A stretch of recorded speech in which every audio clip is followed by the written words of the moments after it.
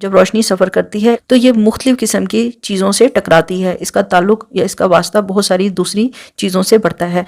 रोशनी कुछ सतहों से तो गुजर जाती है, उनके अंदर से गुजर जाती है, लेकिन कुछ सतहें ऐसी हैं जो कि उस रोशनी को रोक लेती हैं, ठीक है, उसको ब्लॉक कर देती हैं, उसको रोक देती हैं और अपने अंदर से गुजरने नहीं देती। कौन सी चीज़ें हैं जो रोशनी को जज्ब कर रही हैं, कौन सी चीज़ें हैं जो रोशनी को मुनक्किस कर रही हैं, और कौन सी ऐसी चीज़ें हैं जो रोशनी का कुछ हिस्सा जज्ब कर रही हैं, कुछ हिस्सा जाने देती हैं। आइए इनको अब डिटेल में पढ़ते हैं।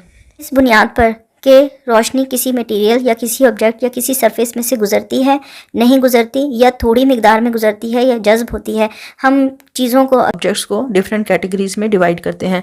पहली कैटेगरी है ट्रांसपेरेंट मटेरियल। ये वो मटेरियल हैं जिनमें से रोशनी की शुआ सीधा गुजर जाती है बगैर किसी रुकावट के, जैसे कि शीशा। Material that allow light to pass through them are called transparent material. वो तमाम अजसाम, वो तमाम चीज़ें जिसके अंदर से रोशनी की शुआ आसानी गुजर जाए, उनको हम कहते हैं transparent material. For example water clear, plastic clear, glasses etcetera. मिसाल के तौर पर पानी, साफ प्लास्टिक और साफ शीशा ऐसी चीज़ें हैं जिसके अंदर से रोशनी गुजर जाती है। Do not cast any shadow, और इनका कोई भी साया नहीं बनता। Transparent objects vary in amount और type of light that they let through their surface. शफाफ अजसाम मुख्तलिफ तरह के होते हैं। इनकी कैटेगरी या इनकी अकसाम इस बुनियाद पर है कि ये कितनी मिकदार में और किस तरह की रोशनी को अपने अंदर से गुजरने देते हैं। अपनी इनकी सतह से किस तरह की रोशनी और कितनी मिकदार में कम या ज़्यादा रोशनी गुजरे, इस बुनियाद पर हम ट्रांसपेरेंट ऑब्जेक्ट को मुख्तलिफ कैटेगरीज में देखते हैं। Glass is a transparent for all visible lights, while the other object absorbs certain colors and reflects other light. शीशा एक ऐसा जिस्म है जिसके अंदर से मुकम्मल नज़र आने वाली रोशनी गुजर जाती है, जबकि बहुत सारे दूसरे अजसाम, दूसरी चीज़ें ऐसी हैं जो रोशनी का कुछ हिस्सा, सर्टेन कलर, कुछ उसमें से रंग अपने अंदर जज्ब कर लेती हैं और कुछ हिस्से को मुनक्किस कर देती हैं। ट्रांसलूकेंट मटेरियल वो मटेरियल हैं जो रोशनी का कुछ हिस्सा तो अपने अंदर से गुजरने देती हैं और कुछ हिस्से को या तो जज्ब कर लेती हैं या मुनक्किस कर देती हैं। Material that allow only some light to pass through them, वो तमाम चीज़ें जो थोड़ी मिकदार में रोशनी को अपने अंदर से गुजरने दें, उनको हम कहते हैं ट्रांसलूकेंट मटेरियल। इन्हें हम कहते हैं ट्रांसलूकेंट मटेरियल।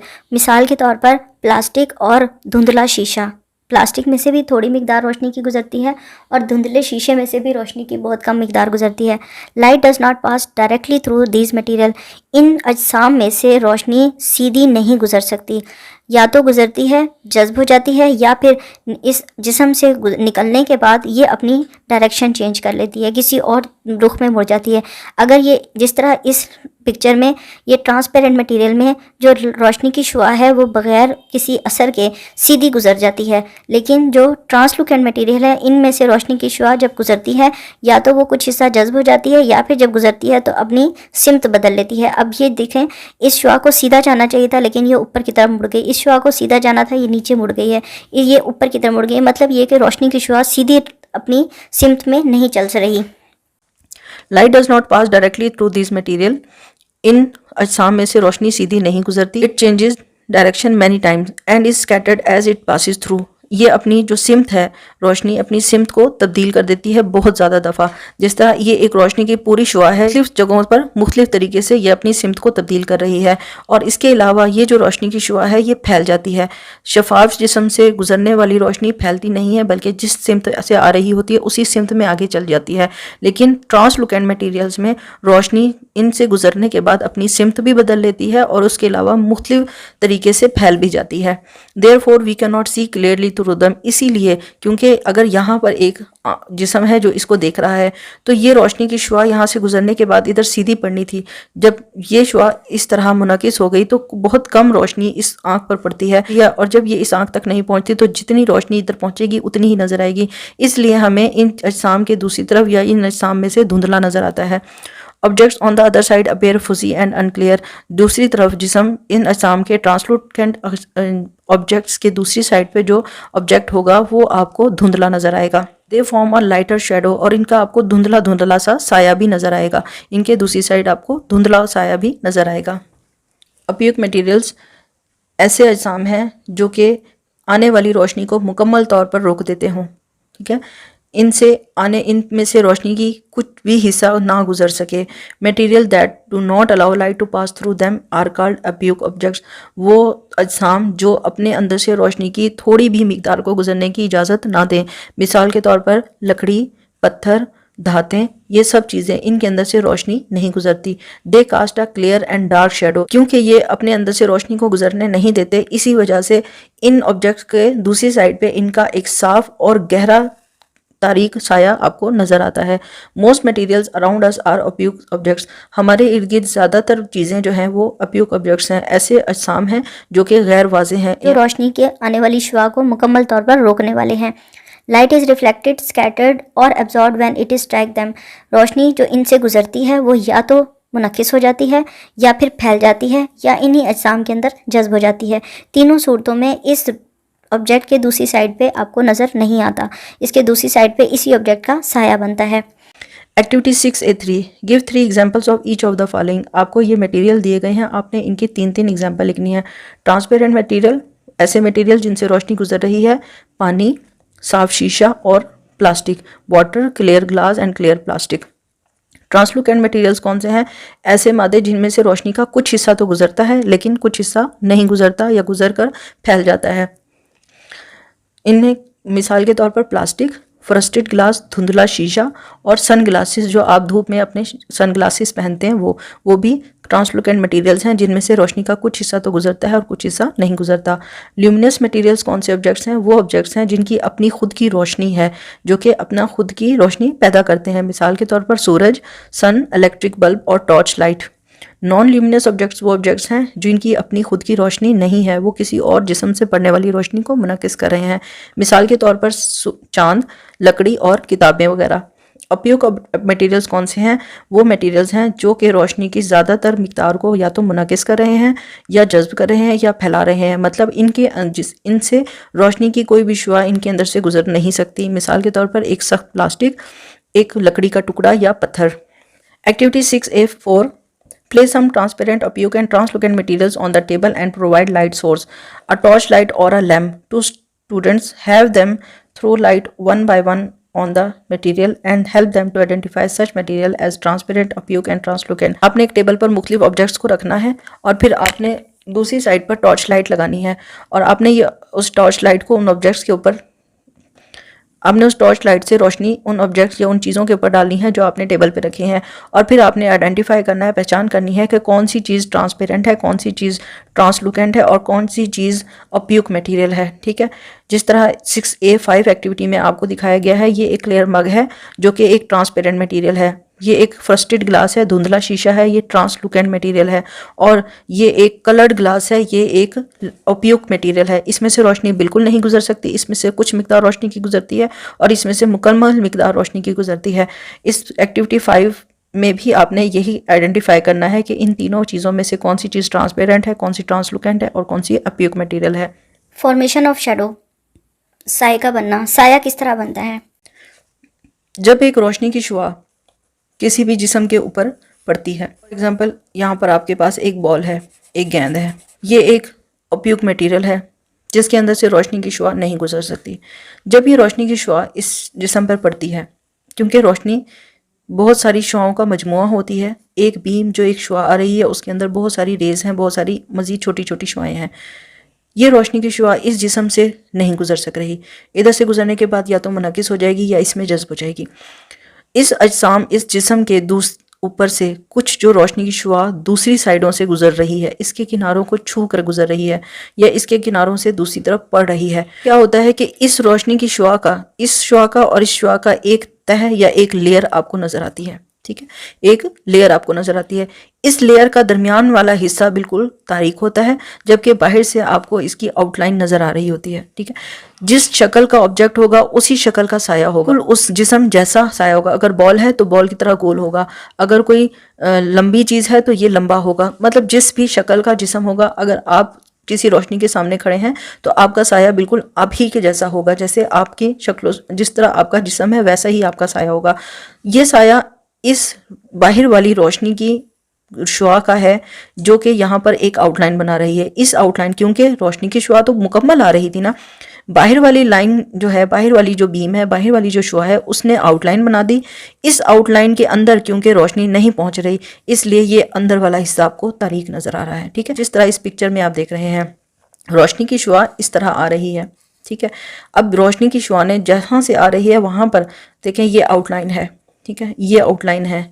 आप देखें इस तरह की भी इसी तरह आउटलाइन है जिस तरह इसकी असल में आउटलाइन है, और इसका साया बिल्कुल उसी शक्ल का है जैसा ये दरख्त है। ठीक है, उसी तरह का है जिस तरह का ये दरख्त है। नीचे से पतला है तो साया नीचे से पतला है क्योंकि यहाँ से रोशनी आ रही है। ये वाला हिस्सा ही सिर्फ रोशनी को नहीं गुजरने दे रहा, तो जो इसकी आउटलाइन है वही साये की आउटलाइन है, जो इसका हिस्सा डार्क है वही साये का हिस्सा डार्क है। ठीक है, इस तरह साया बनता है। साए की शक्ल और साइज इस बुनियाद पर मुख्तलिफ हो जाता है कि ये जो जिस्म है जिसका साया बन रहा है ये रोशनी के ज़रिए या सोर्स से कितना दूर है। अगर ये रोशनी का सोर्स, लाइट सोर्स इस जिस्म से दूर है तो साया भी लंबा होगा। अगर ये इस जिस्म के करीब है तो ये साया छोटा होगा। जिस तरह सुबह के टाइम साए लंबे होते हैं, दोपहर को साए छोटे होते हैं क्योंकि सूरज बिल्कुल ऊपर होता है, और शाम के टाइम साए फिर लंबे हो जाते हैं क्योंकि सूरज नीचे आकर दूर हो जाता है। When an opaque object is placed in the way of light, its rays do not pass through the object. जब आप एक किसी गैर वाज़ेह जिस्म को, ऑप्यूक ऑब्जेक्ट को किसी भी रोशनी के रास्ते में रखते हैं, आने वाली रोशनी के रास्ते में रखते हैं, तो इस रोशनी की शुआएं इस ऑब्जेक्ट में से नहीं गुजर सकती। ठीक है, इसके अंदर से नहीं गुजर सकती। Therefore a shadow is form, इसीलिए एक साया बनता है। A shadow is a dark region form behind an object. Shadow क्या है, साया क्या है? एक तारीक हिस्सा है। ठीक है, एक तारीक हिस्सा है जो कि इस ऑब्जेक्ट के, इस जिस्म के दूसरी साइड पे बन रहा है जिसके ऊपर लाइट पड़ रही है। The size of a shadow depends upon the location and distance of light source from the object. साए का हुजम या साइज कितना होगा, ये इस बात पर डिपेंड करता है कि आपका जो जिस्म है वो लाइट सोर्स से कितना दूर है। अगर उस जिस्म का लाइट सोर्स से फासला कम है तो साया छोटा होगा, अगर फासला ज़्यादा होगा तो जो शेडो है, जो साया है, वो लंबा होगा। Have you ever observe your own shadow at different time of the day? क्या आपने दिन के मुख्तलिफ औकात में अपना बनने वाले साए को ऑब्जर्व किया है, उसको देखा है?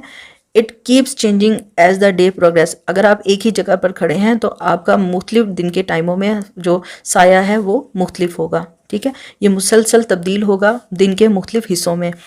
It happens because the earth rotation changes the angle and direction of sun rays to keep changing throughout the day. आपका जिस्म का साया दिन के मुख्तलिफ हिस्सों में क्यों मुख्तलिफ है? ये इसलिए मुख्तलिफ है कि जब ज़मीन रोटेट कर रही है, ज़मीन घूम रही है, तो वो उससे उसका और सूरज का आपस में फासला और डायरेक्शन चेंज हो जाती है। ठीक है, उसकी सिमत तब्दील हो जाती है सूरज से आने वाली शुआओं की, और उसके अलावा उनका एंगल भी चेंज हो जाता है, उनका जाविया भी बदल जाता है। इस जाविये के बदलने और रोशनी की आने वाली सिमत की तब्दीली की वजह से आपका जो साया है वो भी तब्दील हो जाता है। In the morning and the evening the sun is low in the sky, क्योंकि सूरज नीचे है सुबह के टाइम भी और शाम के टाइम भी। दस a long shadow is form when an object block sunlight. तो इसकी वजह से जब ये सूरज नीचे है तो आपका जो साया है वो भी लंबा होगा किसी भी ऐसे जिस्म का जो कि सूरज की रोशनी के सामने खड़ा हो। When the sun is right over our head at noon, shadow are the shortest. जब सूरज बिल्कुल आपके सर के ऊपर हो, right over your head हो, आपके सर के बिल्कुल ऊपर हो दोपहर में, तो आपका जो साया है वो छोटा होगा। ठीक है, साइज में छोटा होगा। Now activity 6A6, the sun rises from the east and sets in the west. सूरज मशरिक से निकलता है, मगरिब में गुरूब हो जाता है। Position of sun from 8 AM to 5 PM with reference to crow bunch is given. एक पुतला जो अक्सर खेतों में लगाया जाता है कौवों वगैरह या परिंदों को उड़ाने के लिए, इसका आपको स्केच दिया है यहाँ पर। आप दिन के मुख्तलिफ औकात में इसके साए को नोट करना है। Draw the shadow of crow bunch at different day times mention in the given diagram. इस तस्वीर में आपको मुख्तलिफ दिन के औकात दिखाए गए हैं। इन औकात की बुनियाद पर आपने इस साए को, जिस तरह यहाँ पर ऊपर वाली पिक्चर में आपको दरख्त का साया बनाकर दिखाया गया है, आपने इसी तरह का साया खुद ड्रॉ करना है इस क्रो बंच का। ठीक है, 5 PM पे ये शेडो लंबा होगा, 3 PM पे थोड़ा सा कम होगा, 5 नून पे ये बहुत छोटा होगा, फिर 10 AM पे ये लंबा होगा, 8 AM पे ये और लंबा होगा। Activity 6A7, look around of your school to find objects made of wood, clear glasses and frosted translucent glass and shine a beam through each item using a flashlight. आप अपने स्कूल के इर्द गिर्द कुछ चीज़ों को ढूंढें, जैसे कोई लकड़ी का टुकड़ा ढूंढें, गिलास का टुकड़ा, शीशा ढूंढें, सफ़ेद शीशा ढूंढें, या धुंधला कोई ऐसा ऑब्जेक्ट, प्लास्टिक वगैरह या धुंधला शीशा देखें, और फिर इन सारे ऑब्जेक्ट के ऊपर आप कोई रोशनी की शुआ डालें। अगर आपके पास टॉर्च लाइट है तो टॉर्च लाइट से इनके ऊपर रोशनी की शुआ डालें, ठीक है। Have them observe what happen to the light and draw a diagram of what they observe. उसके बाद आपने क्या करना है, आपने ऑब्जर्व करना है कि रोशनी किस तरह गुजरी है, क्या हुआ है रोशनी के साथ जब वो इन ऑब्जेक्ट के ऊपर से गुजर रही है, और फिर आपने उनकी डायग्राम बनानी है ये शो करने के लिए कि क्या उनमें से रोशनी मुकम्मल गुजरी है, क्या उनमें से रोशनी की कुछ मिकदार गुजरी है, या मुकम्मल तौर पर नहीं गुजरी है और उस ऑब्जेक्ट का साया बना है, ठीक है। वुड के ऊपर यकीनन रोशनी नहीं गुजरेगी तो इस ऑब्जेक्ट का जो लकड़ी की चीज़ होगी उसका साया होगा। क्लियर ग्लास में से रोशनी गुजर जाएगी, इसका कोई साया नहीं होगा। फ्रस्टेड जो भी आप मटेरियल ले रहे हैं, हल्की प्लास्टिक, धुंधला शीशा या धुंधली प्लास्टिक ले रहे हैं, तो उसमें से रोशनी का कुछ हिस्सा गुजरेगा, कुछ नहीं गुजरेगा, तो इसका मतलब है उसका धुंधला साया बनेगा। Activity 6A8, find a location in the school ground to trace and measure the shadow of your classmate twice a day. 9 in the morning and 1 in the afternoon. Take a piece of chalk and outline the shadow of your friend from on the ground. Observe both shadows and see what shadow is longer and which one is shorter. आपने अपने school के ground में खड़े होना है। उधर आपने अपने एक दोस्त का सुबह 9 बजे और दोपहर के 1 बजे साया नोट करना है, ठीक है, साया देखना है। और फिर इस साए को जो ज़मीन पर बन रहा होगा आपने एक चौक की मदद से उसकी आउटलाइन बनानी है, उसको ड्रॉ करना है वहीं ज़मीन पर, ठीक है। आप देखें कि किस टाइम साया लंबा है और किस टाइम साया छोटा है, ये आपने ऑब्जर्व करना है अपने स्कूल के ग्राउंड में। Observe the picture given below and sort out the luminous and non luminous objects. In pictures को देखकर आपने बताना है कि कौन से ऑब्जेक्ट्स हैं जिनकी अपनी रोशनी है और कुछ ऑब्जेक्ट की अपनी रोशनी नहीं है। बुक एक नॉन ल्यूमिनस ऑब्जेक्ट है, ठीक है। आग जलना, फायर एक ल्यूमिनस थिंग है। कप नॉन ल्यूमिनस है। बल्ब ल्यूमिनस है। मून चांद नॉन ल्यूमिनस ऑब्जेक्ट है और एक लैम्प ल्यूमिनस ऑब्जेक्ट है, ठीक है।